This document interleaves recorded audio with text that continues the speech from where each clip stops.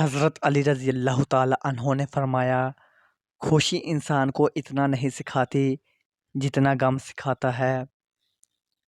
ساری دنیا کے لوگ تجھے اپنے فائدے کے لیے چاہتے ہیں، صرف تمہارا رب ہی ہے جو تجھے تیرے فائدے کے لیے چاہتا ہے۔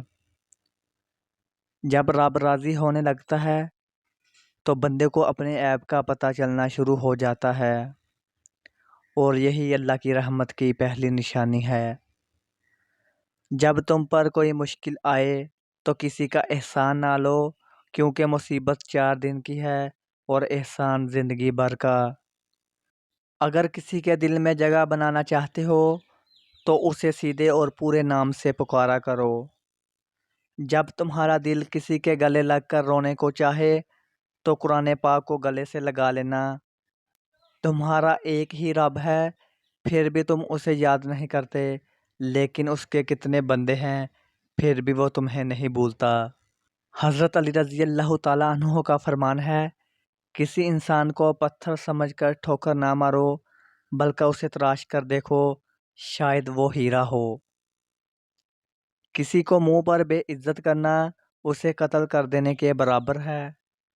جب کسی سے سچی محبت معلوم کرنی ہو تو اس کے غصے میں اپنے لیے الفاظ اور جذبات دیکھو۔ نفرت گناہ سے کرو، گناہ کرنے والے سے نہیں، شاید وہ تمہاری محبت میں آ کر گناہ کرنا چھوڑ دے۔